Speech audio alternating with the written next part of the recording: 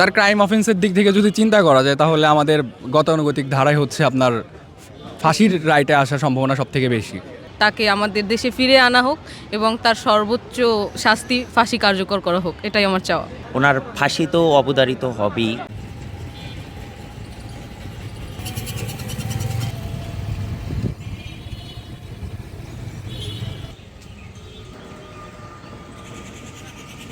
আর প্রত্যাশা হচ্ছে উনি আমাদের সাবেক প্রধানমন্ত্রী ছিলেন, একজন ফ্যাসিস্ট সরকার ছিলেন, দেশে অনেক প্রকার গুম খুন হত্যা মামলা এগুলো চালিয়েছেন। তো তার সব কিছুর পরিপ্রেক্ষিতে আমি চাই তাকে আমাদের দেশে ফিরে আনা হোক এবং তার সর্বোচ্চ শাস্তি ফাঁসি কার্যকর করা হোক, এটাই আমার চাওয়া।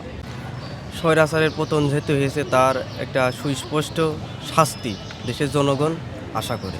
আমরা বিশ্ববিদ্যালয়ের ছাত্রছাত্রী, আমরা যেহেতু পতন ঘটিয়েছে, আমরা চাই খুনি হাসিনা 17 বছরে সে যে উপকর্ম এবং কর্মকাণ্ড চালিয়েছে এটার একটা দৃষ্টান্তমূলক শাস্তি হোক এবং আমরা চাই তার ফাঁসি হোক। এবং শুধু শেখ হাসিনা না, তার দোসররা আওয়ামী লীগ পন্থী যারা আছে তাদের সবাইকে মানে আইনের আওতায় আনা।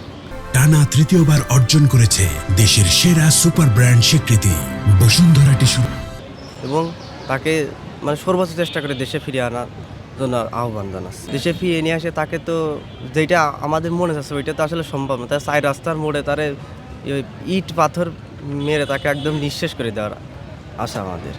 আসলে দেখেন, তিনি তো দীর্ঘদিন ক্ষমতায় ছিল, যে ফ্যাসিস্ট যে স্বৈরতন্ত্র প্রতিষ্ঠা করছে।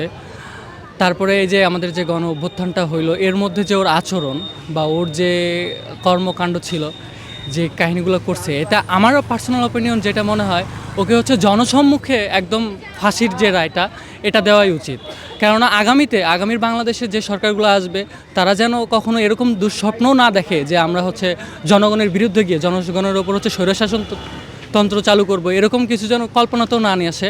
এরকম একটা কিছু করা দরকার। এই জন্য আর কি যে এটা একদমই পুরোপুরি সবার সামনে করা, জনসম্মুখে করা উচিত।